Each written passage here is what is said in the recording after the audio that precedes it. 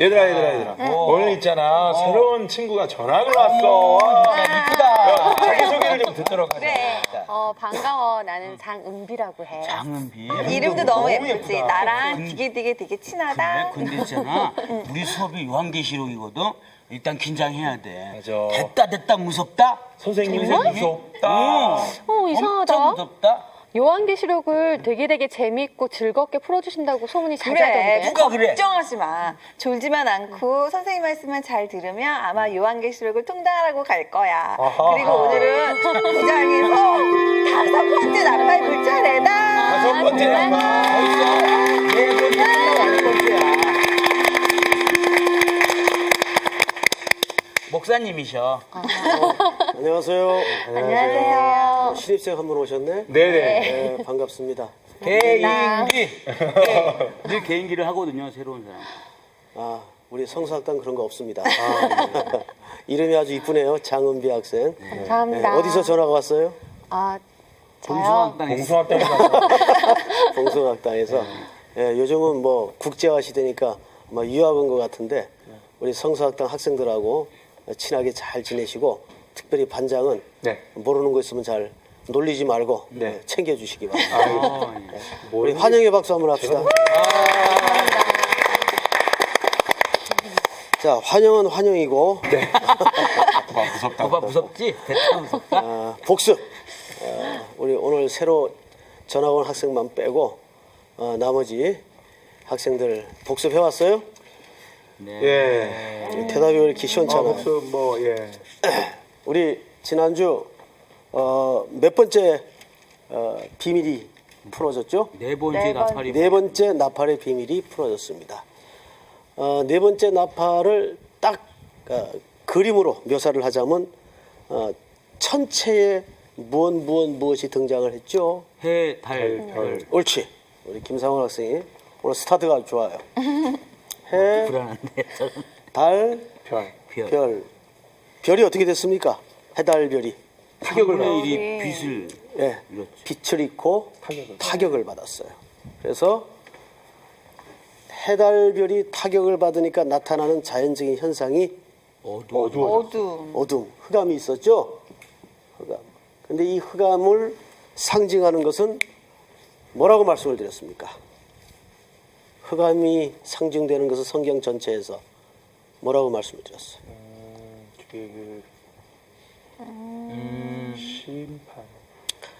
그냥 기시록이니까 그냥 심판만 얘기하면 다 맞는 줄 알고 죽음. 심판이라는 결과론적 의미가 있죠.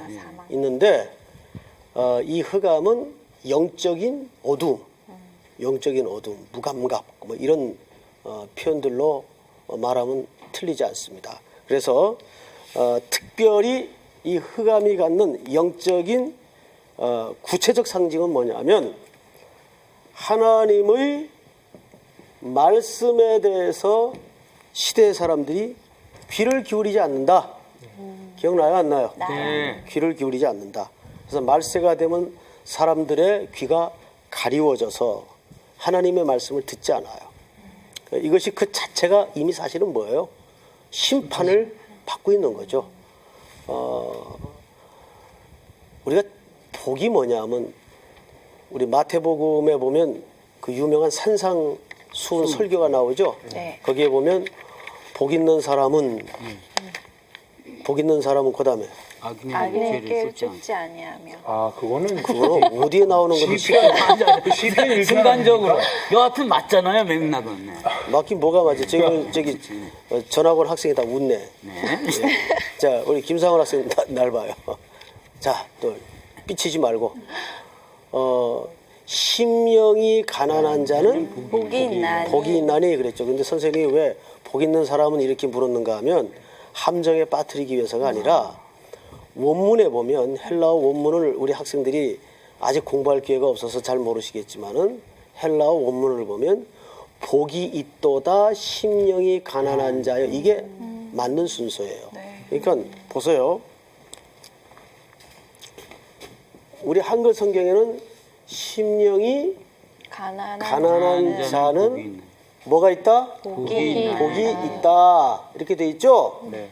그러니까 이 문법을 잘 들여다보면 심령이 가난한 결과로 뭐가 있다는 얘기예요? 복이 있다. 복이 있다로 이해가 될 수 있죠. 네. 근데 헬라어 원문에는 이렇게 돼 있질 않아요. 어떻게 돼 있는가 하면 정확히 복이 있도다 심령이 가난한 자요. 가난한 자여. 이게 어순상 맞다 그 말이에요. 잘 보세요.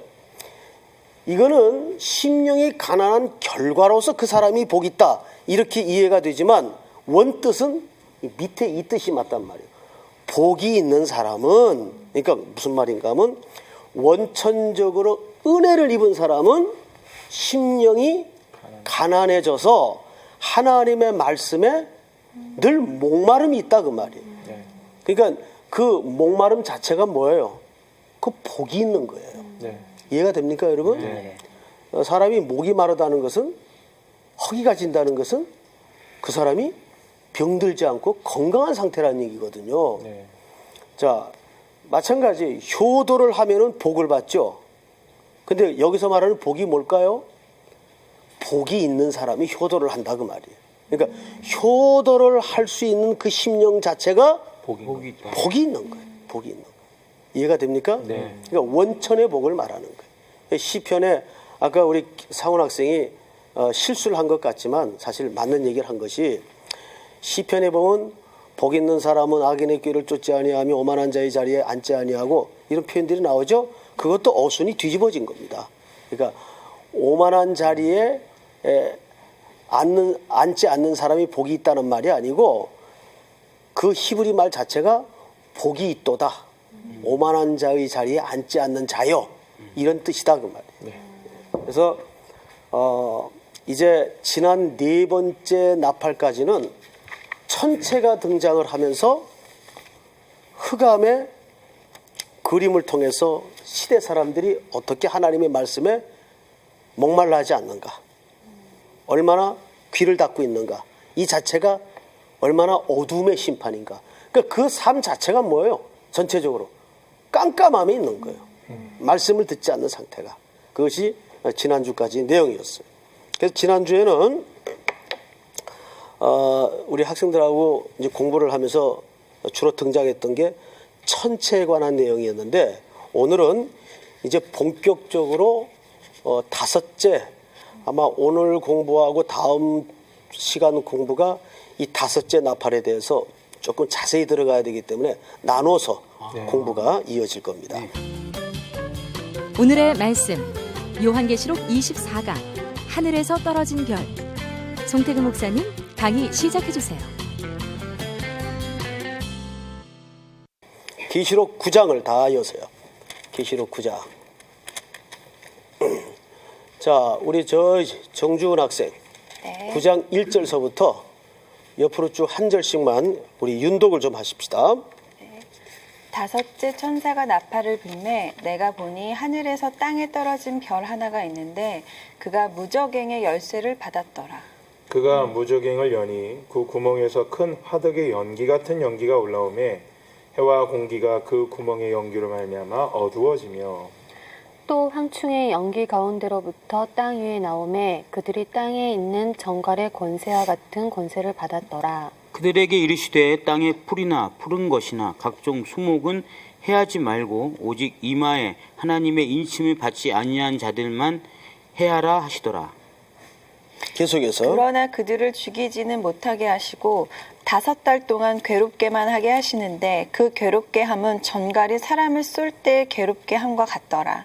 그날에는 사람들이 죽기를 구하여도 죽지 못하고 죽고 싶으나 죽음이 그들을 피하리로다. 황충들의 모양은 전쟁을 위하여 준비한 말들 같고 그 머리에 금 같은 관 비슷한 것을 썼으며 그 얼굴은 사람의 얼굴 같고. 또 예, 7절까지만. 예. 그 다음부터는 아마 다음 시간에 공부를 해야 될 것 같아요. 알겠습니다. 예. 왜냐하면 이 5째 나팔에 대한 비밀이 내용이 참 많습니다. 그래서 선생님이 수업 준비를 하다 보니까 이걸 1시간에 못 끝낼 것 같아요. 그래서 다음 수업 시간에 11절까지 맞아 끝내도록 그렇게 하겠습니다. 오늘은 다섯째 나팔의 전반부를 좀 살펴보도록 하겠습니다. 오늘 가장 중요한 그 관건이 뭐냐면 우리 상훈 학생이 네. 1절만 다시 한번 읽어주시겠어요? 다섯째 천사가 나팔을 불매 내가 보니 하늘에서 땅에 떨어진 별 하나가 있는데 자, 보세요. 네. 하늘에서 땅에 떨어진 뭐 하나가? 별 하나. 별 하나가. 근데 이 별이 하늘에서 어떻게 됐다고 묘사되어 있어요? 떨어졌다. 별이 떨어졌다.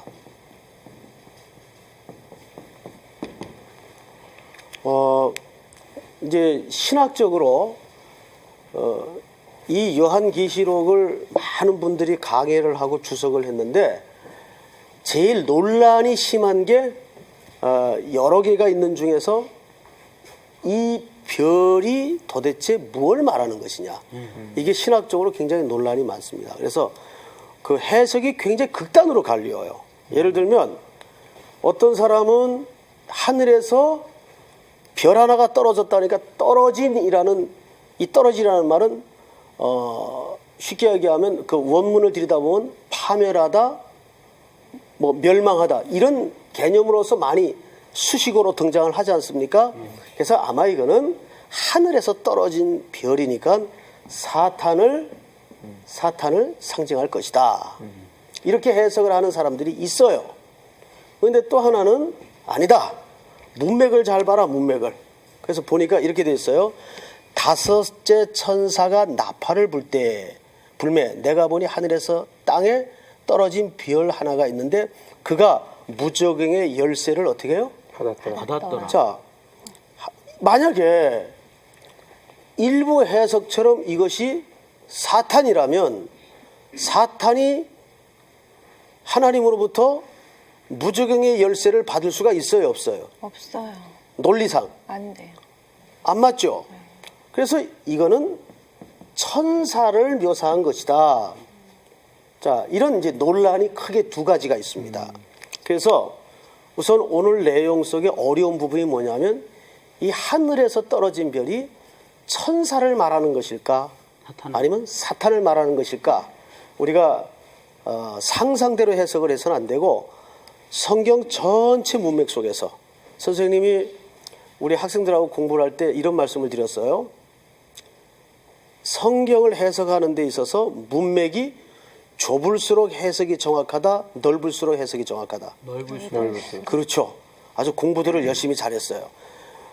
문맥은 해석이 적용이 넓을수록 정확합니다. 그러니까 창세기부터 계시록까지 이 전체 흐름을 다 봐야 돼요. 사실은. 그래야 그 본문이 진짜 의도하는 해석이 뭔가가 정확히 드러날 수가 있습니다. 그래서 우리가 그걸 다 찾을 수는 없고 이 4, 50분 시간에 우리가 제한되어 있으니까 몇 군데만 한번 보십시다. 자, 우선 우리 정주원 학생이 요한계시록 20장을 좀 한번 찾아보시겠어요? 20장. 네. 20장을 열어서 몇 절을 보시냐면 1절서부터 쭉 한번 읽어보세요. 또 내가 보매 천사가 무저갱의 열쇠와 큰 쇠사슬을 그의 손에 가지고 하늘로부터 내려와서 자, 보세요. 1절에 보니까 천사가 네. 무저갱의 열쇠와 큰 쇠사슬을 그의 손에 가지고 하늘로부터 뭐예요? 내려와서. 자, 여기 잘 보시면 계시록 20장 1절에서는 천사가 하늘로부터 떨어졌다고 돼 있어요? 내려왔다고 돼 있어요? 내려왔다고 돼 있어요. 내려와서라고 돼 있어요. 자, 분명히 20장에서 말하는 것은 사탄이 천사예요. 천사예요. 그 천사가 그 권한을 스스로 가졌을까요? 하나님께로부터 받았을까요? 하나님께로부터 받았겠죠. 왜냐하면 20장의 이 내용은 최종적 심판을 위해서 지금 펼쳐지는 내용이기 때문에 독자적인 행동은 천사들 세계에서 있을 수가 없어요. 천사는 하나님을 수종드는 존재이기 때문에 그래서 여기서 내려와서라는 표현을 했어요. 자, 그런데 사탄이 오늘 본문에서 이 별이 사탄이 아니라면 왜 떨어진이라는 수식어를 했을까? 그러면 여러분 여기서 이제 한 가지 기억해내야 될 가르침이 하나 있어요. 이게 뭐냐면 반장 한번 얘기해 보세요. 선생님이 계시록을 쭉 강의하면서 계시록은 그냥 이렇게 서술을 한 겁니까? 어떤 형태를 빌린 겁니까? 형태를 빌린 거죠. 어떤 형태를 빌렸죠? 묵시문학이요. 그렇죠. 이 자체가 묵시문학의 형태로 쓰여졌다는 것을 잊어버려서는 안 돼요. 그러니까 우리가 이걸 하나의 문학적 표현이라고 봤을 때 반장 잘 대답해 보세요. 네. 선생님하고 눈을 피하지 말고. 옆에 별이 내려왔다 그러는 게 자연스러워요. 별이 떨어졌다 그러는 게 자연스러워요. 떨어졌다라는 표현이 더 많이들 쓰고 자연스럽죠. 그렇죠. 예. 별이 떨어졌다라는 표현이 훨씬 자연스럽습니다. 그래서 여기서는 잘 보세요. 여기서는 천사를 별로 묘사를 했지만 이거를 천사라는 직접적 표현을 쓰지 않고 별이라는 은유적 표현을 쓰다 보니까 그 뒤에 수식하는 표현도 내려왔다라고 말하지 않고 그 맥락에 맞게 뭐라고 표현한 거예요? 떨어졌다라고 표현을 한 거예요. 이해가 됩니까, 여러분? 네. 그래서 오늘 이 계시록 9장의 이 별은 천사를 얘기합니다. 자, 논리상 왜 그럴 수밖에 없는가 하면 9장 1절을 다시 보세요. 다섯째 천사가 나팔을 불매 내가 보니 하늘에서 땅에 떨어진 별 하나가 있는데 그가 무저갱에 뭐를 받았더라? 열쇠를 받았더라. 그러니까 아무렴 하나님께서 사탄에게 열쇠를 건네줄 수가 있어요, 없어요? 없어요. 그건 없습니다.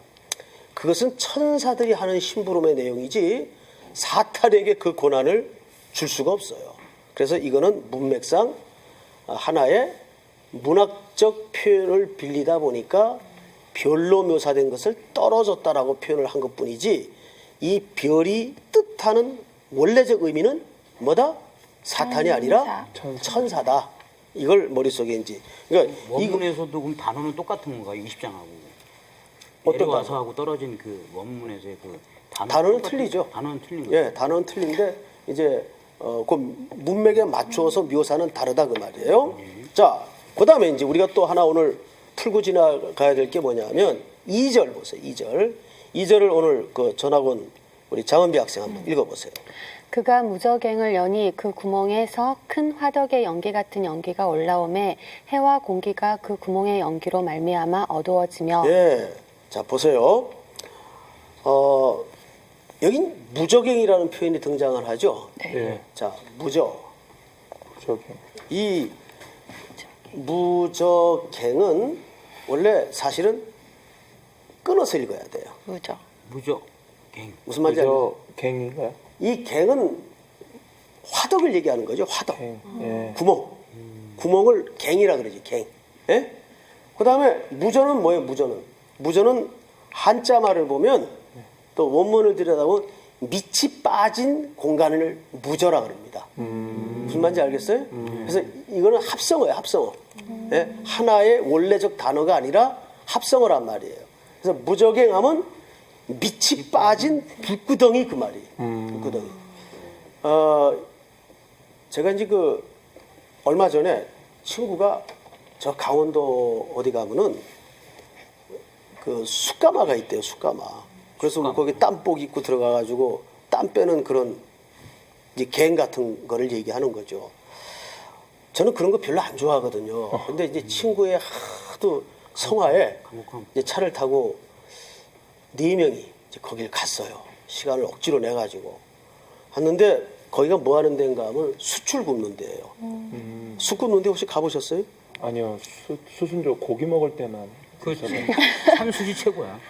공부에 좀 도움이 됩시다. 아, 예. 숯 굽는 데 가봤어요? 안 가봤습니다. 안 가봤어요? 네.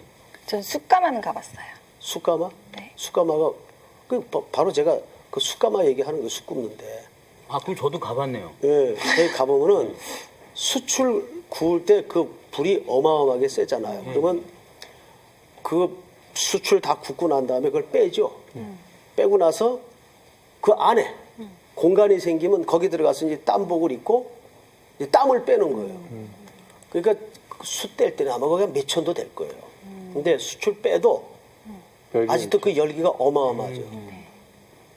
정말 지옥이 따로 없어. 나는 그거 왜 늘 거기 들어가서 그것도 무슨 시설이 잘 된 데도 아니고 완전 놓으면 길바닥에 막 차도 다니고 사람도 다니고 그런 길바닥 옆에다가 그런 화덕이 있는데 거기들 옷 벗고 들어가가지고 이렇게 서로 니눈 멀뚱 내눈 멀뚱 보고 앉아 있더라고요. 근데 거기 한번 가볼 만해요. 야, 그 이제 지옥이 이런 데겠구나. 예? 그 우리나라는 이 그 찜질방이 많으니까 지옥 체험을 아주 할 수가 있어요. 네. 연습하러 찜질방. 그걸 일부러 연습할 필요는 없지만은 자 보시면 여기 이제 말 뜻은 무저갱이라는 단어가 이제 밑빠진 오케이. 구덩이다 그 말이에요. 그런데 성경을 한 군데만 좀 찾읍시다. 이게 도대체 뭐 하는 데냐? 누가복음 8장을 한번 열어보세요. 누가 자, 열었으면 29절부터 여기 우리 오태근 학생이 한번 읽어보실래요? 29절. 이는 예수께서 이미 더러운 귀신을 명하사 그 사람에게서 나오라 하셨습니다. 귀신이 가끔 그 사람을 붙잡음으로 그를 쇠사슬과 고랑에 매어 지켰으되 그 맨 것을 끊고 귀신에게 몰려 광야로 나갔더라. 예수께서 내 이름이 무엇이냐 물으신즉 이르되 군대라 하니 이는 많은 귀신이 들렸습니다. 예, 거기 거라사에서 있었던 네. 사건이 등장을 하죠. 네. 예수님이 그 귀신 들렸던 사람에게 뭐라고 물었어요? 네 이름이 뭐냐? 네. 그러니까 군대. 군대 군대입니다. 이거는 고유명사가 아니에요. 사실은 자기 상태를 얘기하는 거예요. 군대라는 말을 헬라 말에 보면 레기온이라고 돼 있어요. 레기온. 이 말은 로마 1사단 병력, 군단 병력을 얘기해요. 그 로마 1사단 병력 정도의 규모면은 한 보병 기준으로 6,000명, 6,000명을 1군단 1사단 정도로 표현을 합니다. 그러니까 내 이름이 뭐냐? 군대입니다. 그러니까 그 한 사람의 영혼 속에 얼마나 많은 악한 영의 세력들이 들어가 있는지를 저렇게 표현을 하는 거예요. 자, 근데 그 다음 읽어보세요. 우리 오태근 학생이 마저 30절부터 한번 계속 읽어보세요. 예수께서 내 이름이 무엇이냐 물으신즉 이르되 군대라 하니 이는 많은 귀신이 들렸습니다. 무저갱으로 들어가라 하지 마시기를 간구하더니 마침 그곳에 많은 돼지떼가 산에서 먹고 있는지라. 네, 거기까지만요. 여기서 그 귀신 들렸던 자속의 악한 영들이 뭐라고 얘기합니까? 어디에만 가지 않도록. 무저갱으로만 가지 않게 해주세요. 그렇죠. 네. 바로 여기가 악한 영들이 집단으로 거주하는 어떤 공간을 얘기합니다. 자, 이게 무저갱이에요.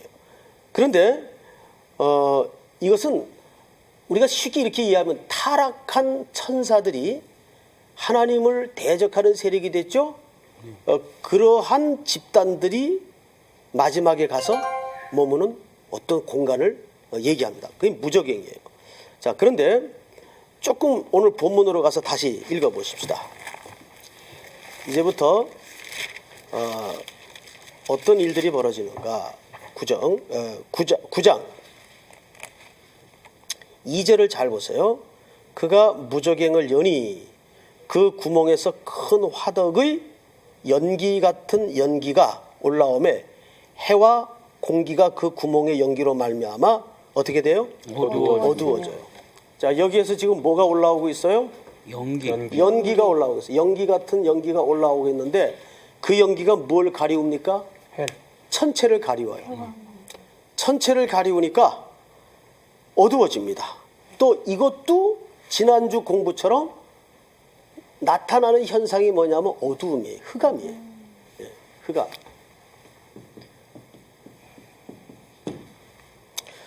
혹시 저와 비슷한 성경의 어떤 장면을 여러분 기억해낼 수 있겠습니까? 엘리 예? 엘리 엘리? 엘리야? 자, 우리 한 군데 이건 좀 찾겠습니다. 창세기 19장을 열어보세요. 이 그림이 이미 창세기에 하나님이 인류에게 보여주신 그림이에요. 자, 보세요. 열어놓고 19장을 열어놓고 선생님을 보세요. 네. 소돔과 고모라가 너무 하나님을 떠나서 악하게 사니까 하나님이 안 되겠다. 이거를 좀 심판을 해야 되겠다. 그래가지고 무슨 심판을 준비하십니까? 유화. 불과 유황의 심판을 준비하시죠. 심판을 준비하십니다. 그리고 23절을 보세요. 19장 23절. 저기 정주원 학생 한번 읽어주시겠어요? 네. 롯이 소알에 들어갈 때에 해가 돋았더라. 여호와께서 하늘 곧 여호와께로부터 유황과 불을 소돔과 고모라에 비같이 내리사 그 성들과 온 들과 성에 거주하는 모든 백성과 땅에 난 것을 다 엎어 멸하셨더라. 롯의 아내는 뒤를 돌아봤으므로 소금 기둥이 되었더라. 아브라함이 그 아침에 일찍이 일어나 여호와 앞에 서 있던 곳에 이르러 소돔과 고모라와 그 온 지역을 향하여 눈을 들어 연기가 옹기 가마의 연기같이 치솟음을 보았더라. 네. 여기 소돔과 고모라가 화덕구덩이가 되어 있죠. 네. 제가 성지순례 때 이쪽을 가봤어요. 이쪽을 가봤는데 거기에서 그 땅에서 짚는 돌마다 이렇게 입에 혀 대보면 너무너무 짜요. 소금바닥이 완전히. 참 신기하죠. 그래서 그 중에 하나를 이제 집어왔는데 그건 불법이 아니에요. 땅바닥에 있는 거 집어온 거니까는. 예. 그 지금도 짜요. 제 책상 앞에 이렇게 놓여져 있어요. 그걸 보면서 불구덩이를 생각하는 거예요. 자, 그런데 여기에 보면 연기가 옹기까마의 연기같이 뭐하였음을 보았더라? 치솟음을 보았더라.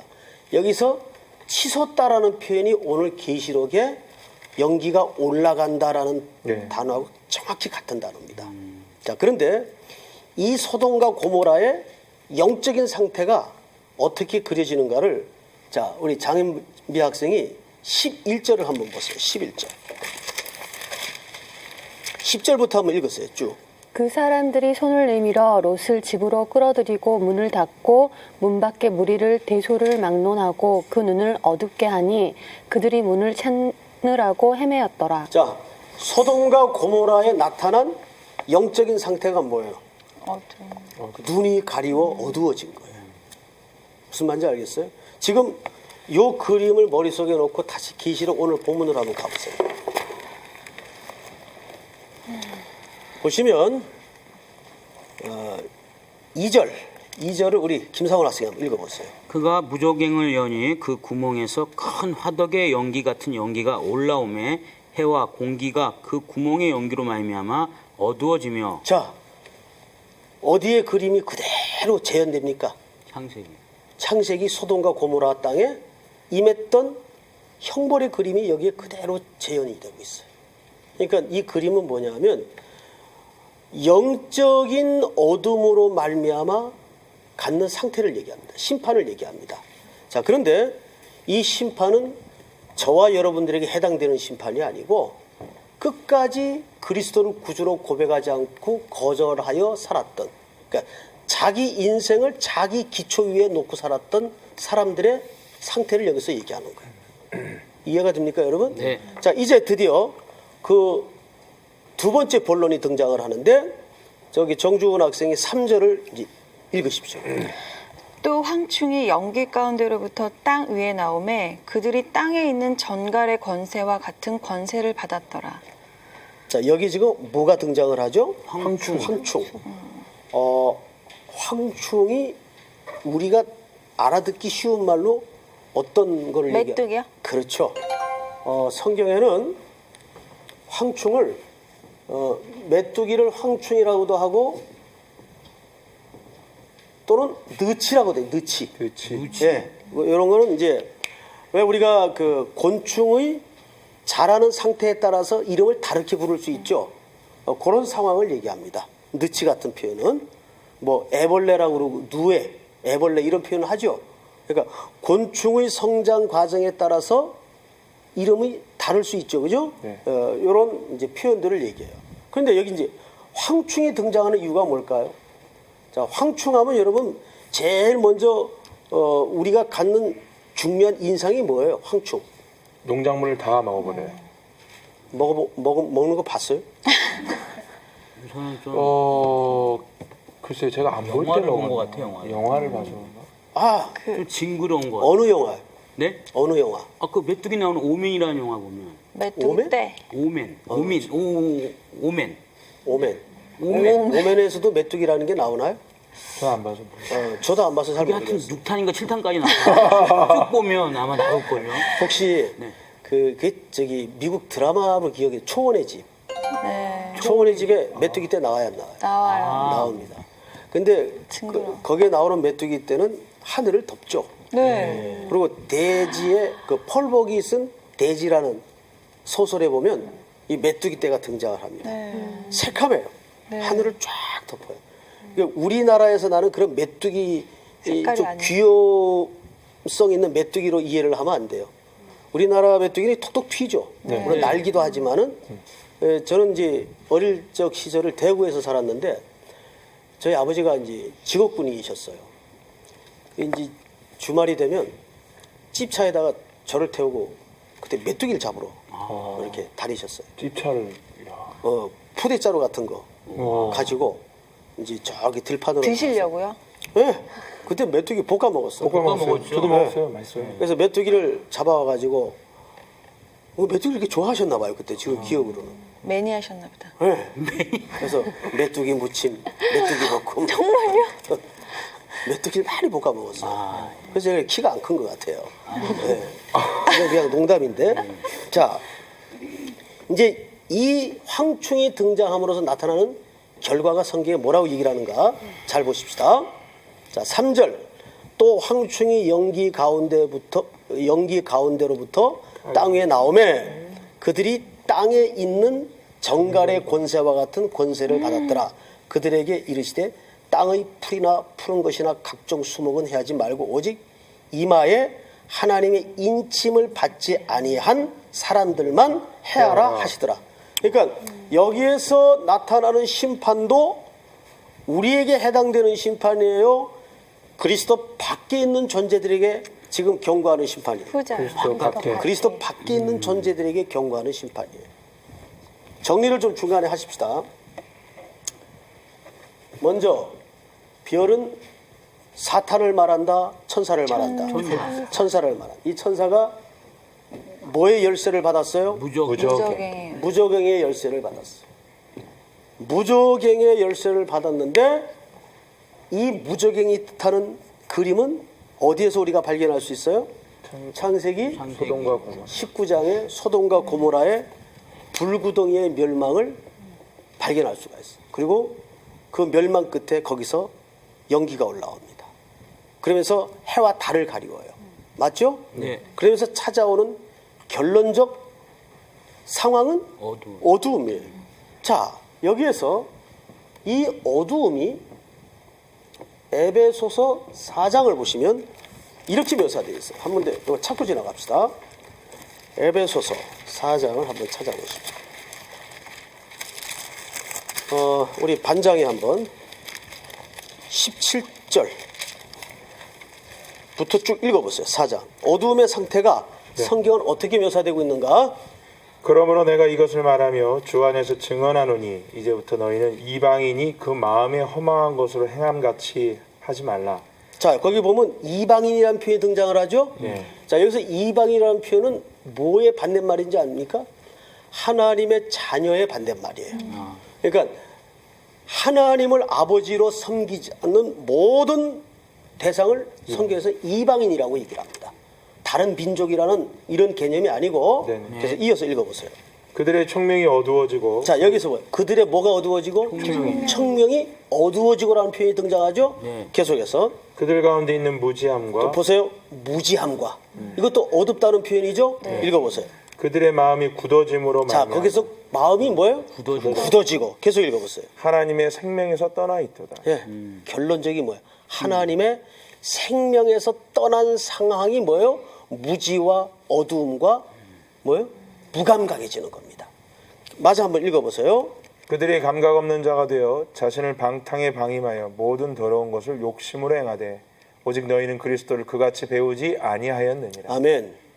자, 에베소서 4장 17절서부터 쭉 나타난 결과가 뭐냐면 해달 별이 빛을 잃은, 그러니까 지난 시간의 공부 내용이 점진적으로 전부 심화되고 있죠. 지금 그 설명들이 그런 내용이니까. 그러니까 이거는 어떤 다른 이야기를 지금 하고 있는 게 아니라 일관되게 영적인 어두움이 무언가를 구체적으로 설명하고 있는 거예요. 그래서 무적행이 갖는 영적인 상태는 어둠의 상태, 생명에서 떠나 있는 상태. 자, 그것을 이제 황충이 어떻게 해요? 자, 3번은 뭐가 등장을 해요? 황충이 등장해요. 황충. 자, 이 부분을 오늘 이제 계시록 9장으로 가서 마저 살펴보고 이번 시간 정리하도록 하겠습니다. 자, 계시록 9장으로 갑니다. 4절을 우리 저기 정주원 학생 한번 읽어보세요. 그들에게 이르시되 땅의 풀이나 푸른 것이나 각종 수목은 해하지 말고 오직 이마에 하나님의 인침을 받지 아니한 사람들만 해하라 하시더라. 자, 이 심판의 대상, 아까 우리가 에베소 4장 17절, 18절, 19절에서 살펴봤던 것 같이 그러한 무지, 무감각, 어두움은 생명에서 떠나 있는 사람들에게 나타나는 현상이고 증상이라고 봤죠. 자, 여기서도 누구에게 이 심판이 임한다고 설명합니까? 인침을 받지 아니한 사람.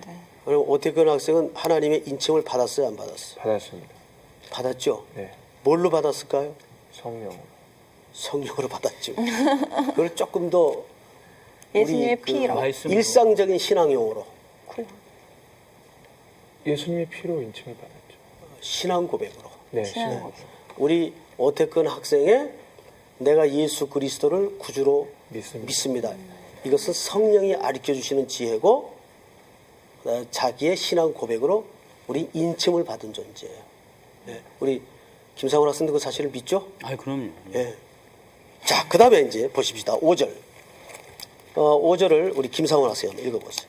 그러나 그들을 죽이지는 못하게 하시고 5달 동안 괴롭게만 하시게 하시는데 그 괴롭게 함은 정갈이 사람을 쏠 때의 괴롭게 함과 같더라. 아, 참 무서운 얘기죠? 네. 그러니까 아예 죽이지 못하게. 네. 고통을 주는 거예요. 예, 고통을 주는 거예요. 근데 그 고통이 이제 심화될 것을 사실상 예고하는 고통이에요. 차라리 죽으면, 그러니까 그 예수님이 십자가에서 죽으셨던 그 십자가의 고통은 그냥 이렇게 오늘날 뭐 총살을 당한다든가 그런 고통보다 더 무서운 고통이죠. 그것은 못에 십자가에 찔려서 그 십자가에 달려가지고 못에 찔려서 숨이 끊어질 때까지 그 고통을 겪게 만드는 아주 참혹한 형벌이죠. 그게 우리가 받아야 될 형벌을 예수님이 대신 받았다는 말이에요. 이것이 이제 지옥의 광경입니다. 자, 그 다음에 조금 더 읽어보십시다. 6절. 우리 장은비 학생. 그 날에는 사람들이 죽기를 구하여도 죽지 못하고 죽고 싶으나 죽음이 그들을 피하리로다. 계속해서. 황충들의 모양은 전쟁을 위하여 준비한 말들 같고 그 머리에 금 같은 관 비슷한 것을 썼으며 그 얼굴은 사람의 얼굴 같고. 예. 이제 오늘 내용이 7장까지인데 7절까지인데 이 황충이 땅에 무슨 권세를 뭐 같은 권세를 받았다고 설명하고 있죠? 정갈. 아, 정갈이 뭔가 신명기에 나옵니다. 이 한 군데만 찾고 오늘 공부 마치겠습니다. 이제 찾을 성경이 많은데 신명기 8장을 빨리 한번 열어보세요. 정갈의 권세를 황충이 받았다는 말이 무슨 말일까? 8장 15절. 8장 15절을 우리 반장이 한번 읽어보세요. 너를 인도하여 그 광대하고 위험한 광야 곧 불뱀과 전갈이 있고 물이 없는 건조한 땅을 지나게 하셨으며 또 너를 위하여 단단한 반석에서 물을 내셨으며 자, 거기 뭐가 등장하냐면 전갈. 불뱀과 전갈이 있고 정갈의 권세를 받았다. 이거는 정갈에 물려본 사람, 그건 뭐 물릴 기회가 거의 우리는 없지만은 정갈에 물려면요 거의 죽음이에요. 이게 마비가 온다고 그러더라고요. 네, 엄청난 고통입니다. 우리는 여기서 한 가지 좀 조심스럽게 이제 결론을 맺어야 될 것은 뭐냐면 오늘날 아주 그 일부지만 다는 아니고 일부지만은 이 복음을 좀 물타기 좋아하는 사람들 가운데 지옥이 없다 이렇게 말하는 사람들이 굉장히 많아졌어요. 하나님의 속성상 지옥이라는 개념은 있을 수가 없다. 그것은 하나의 그냥 하나님이 쉽게 얘기하면 겁줄 나고 가상적으로 만들어 놓은 표현일 것이다. 이렇게 해서 지옥이 없다라고 말하는 사람이 있어요. 그런데 선생님이 한 군데 여러분들에게 확인을 한번 해드리죠. 우리 이제 이후에 공부할 내용이 되겠지만은 자, 계시록 20장을 한번 찾아볼까요? 거기 이제 흰 보좌 앞에 심판의 광경이 등장을 하는데 몇 절을 보시냐면 14절을 보세요. 14절. 우리 한번 같이 읽겠습니다. 전체 15절까지 시작. 사망과 음부도 불못에 던져지니 이것은 둘째 사망 곧 불못이라. 누구든지 생명책에 기록되지 못한 자는 불못에 던져지더라. 있어요, 없어요? 있습니다. 그게 송태근이가 해석을 한 겁니까? 성경이 말씀을 하는 겁니까? 성경이 말씀을 하고 있는 겁니다. 이해가 됩니까, 여러분? 네. 자, 저와 여러분들에게는 생물학적인 첫 번째 죽음은 있어요. 그런데 두 번째 죽음은 존재합니까, 안 합니까? 존재하지 않아요. 이미 그 심판을 주님이 다 대가를 지불하셨어요. 이 두 번째 죽음은 둘째 사망이라고 나와 있죠. 두 번째 죽음은 그리스도를 끝까지 인정하지 않고 거역했던 자들이 겪는 영원한 불못의 세계를 둘째 사망이라고 표현합니다. 복음은 선명한 겁니다. 그리스도 안에 있는 자에게는 영원한 생명이 있고 그리스도 밖에 있는 자에게는 영원한 심판이 있다는 것을 성경이 증언하고 있습니다. 아멘? 아멘. 자, 오늘 공부는 여기서 마치도록 하겠습니다. 혹시 배운 내용 가운데 그냥 오늘 말씀을 들으니까요 굉장히 부담감이 되게 많이 생기는 것 같아요. 어떤 부담감이? 저희는 이제 인침을 받았잖아요. 주변에 인침을 받지 못한 친구나 뭐 가족들이나 뭐 친척들이 되게 많잖아요. 근데 너무 이제 저는 인침을 받고 이렇게 하나님의 그런 사랑을 받고 나중에 또 이렇게 천국에 가는데 그렇지 못한 자들에 대한 그런 부담감. 제가 빨리 지금 이거 끝나고서 바로 가서 말씀을 전해야 될 것 같고. 네, 그 부담감은 네. 당연히 가져야 될 부담감입니다. 그래서 이런 성역 공부를 하면 할수록 그 영적인 선명한 가치를 우리가 붙잡고 우리 학생이 갖고 있는 그 부담감을 가지고 일상에서 그걸 구현해내야 돼. 그것이 성역 공부가 존재하는 또 이유고 성서학당이 존재하는 이유입니다. 아멘. 아멘. 자, 오늘 공부는 여기서 마치도록 하겠습니다. 감사합니다.